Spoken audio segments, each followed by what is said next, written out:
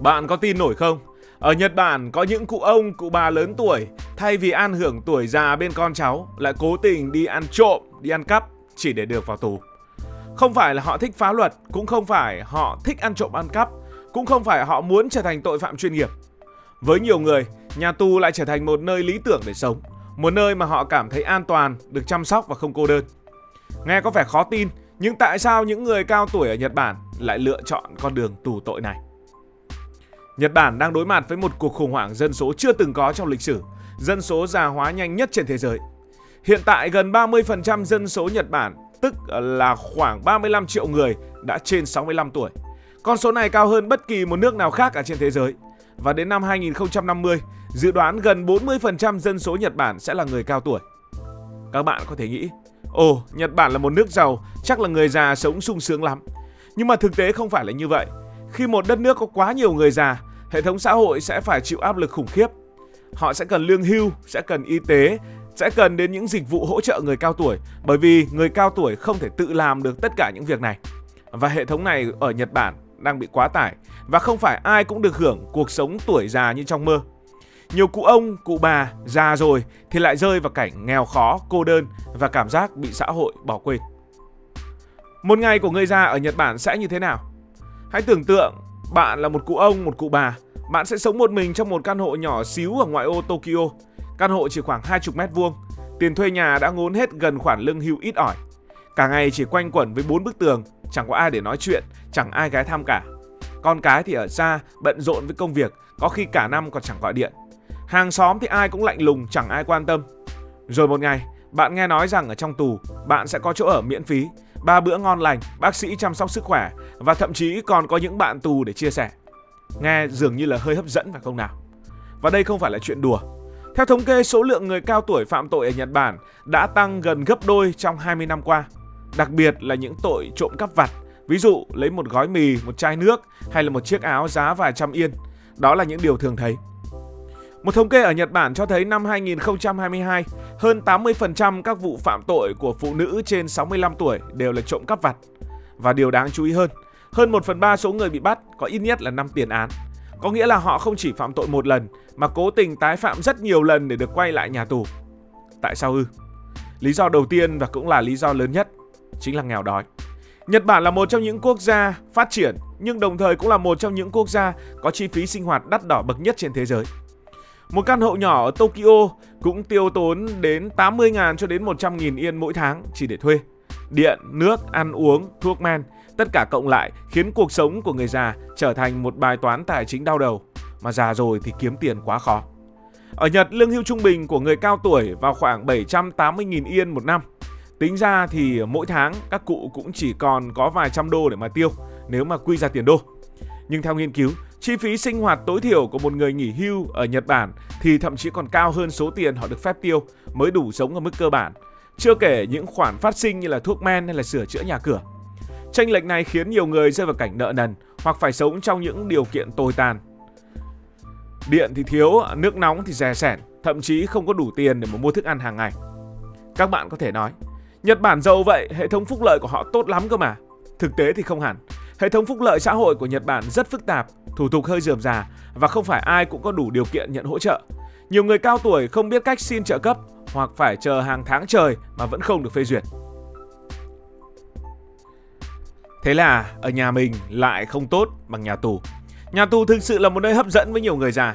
Trong tù họ được ở trong phòng sạch sẽ, có giường ngủ, được ăn 3 bữa mỗi ngày với thực đơn cân bằng dinh dưỡng, cá, rau, cơm, súp. Quan trọng hơn, được bác sĩ khám sức khỏe định kỳ và được cấp thuốc miễn phí. Ở ngoài kia, một lần đi khám bệnh có thể tốn hàng trăm đô, đặc biệt với các bệnh mãn tính như là tiểu đường hay huyết áp cao. Nhưng trong tù thì sao? Tất cả đều miễn phí. Nhà tù ở Nhật được thiết kế rất nhân đạo, đặc biệt với người cao tuổi. Họ được ở trong những khu vực riêng với giường ngủ êm ái, phòng ốc sạch sẽ. Một số nhà tù còn tổ chức những hoạt động như là học vẽ, làm thủ công, chơi thể thao nhẹ nhàng hay thậm chí là hát karaoke. So với cuộc sống ở bên ngoài, nơi họ phải vật lộn với tiền bạc và cô đơn, nhà tù đúng là một thiên đường. Hiện tượng này thì không chỉ có ở Nhật Bản, nhưng nó đặc biệt nghiêm trọng vì ở đây là sự kết hợp giữa chi phí sinh hoạt cao và hệ thống phúc lợi chưa tối ưu, tức là không có một nơi nào tốt hơn ở tù với người già Nhật Bản. Ở các nước như là Thụy Điển hay Na Uy, người cao tuổi được hỗ trợ tốt hơn thông qua lương hưu cao, giá nhà rẻ và những chương trình chăm sóc cộng đồng. Trong khi đó ở Mỹ, nhiều người già cũng đối mặt với nghèo khó, nhưng hệ thống nhà tù ở đó thì không được thoải mái như ở Nhật. Nhà tù ở Nhật tốt quá nên ít người chọn con đường phạm tội để được vào tù tại nước Mỹ. Nhật Bản với sự nghiêm khắc của luật pháp và điều kiện nhà tù tốt, vô tình lại tạo thành một cái bẫy cho người già nghèo khó. Nhưng nghèo thì cũng chỉ là một cái cớ, cái lý do đằng sau nó còn sâu sắc hơn, đó là sự cô đơn. Cô đơn ở Nhật Bản thật đáng sợ. Nhật Bản là một xã hội hiện đại nhưng cũng rất khắc nghiệt với người cao tuổi. Trong quá khứ, người Nhật sống theo mô hình gia đình 3 thế hệ, ông bà, cha mẹ, con cái cùng ở dưới một mái nhà. Con cái chăm sóc cha mẹ khi họ già đi, đó là những giá trị truyền thống cốt lõi. Nhưng giờ đây mọi thứ đã thay đổi hoàn toàn. Gia đình tan rã, người già bị bỏ lại. Ngày nay thì nhiều người trẻ Nhật Bản đã rời quê lên những thành phố lớn như là Tokyo, Osaka để theo đuổi sự nghiệp. Họ bận rộn với công việc, áp lực kiếm tiền và không còn thời gian chăm sóc cha mẹ. Kết quả là số người cao tuổi sống neo đơn, sống cô đơn, sống một mình đã tăng chóng mặt.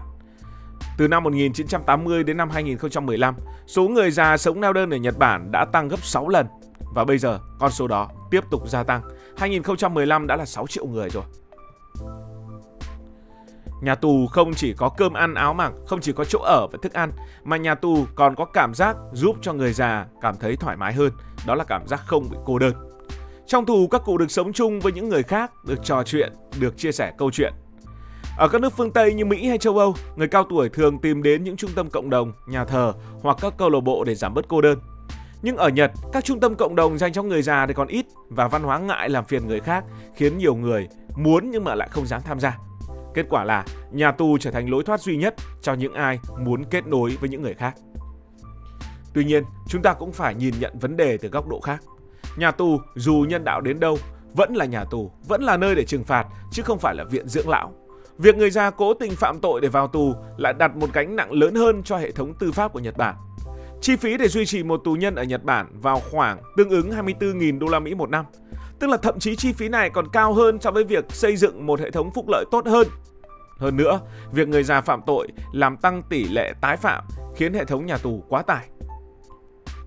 Câu chuyện về việc người già Nhật Bản ăn trộm vào tù không chỉ là một hiện tượng kỳ lạ mà là một lời cảnh báo về những lỗ hổng trong xã hội.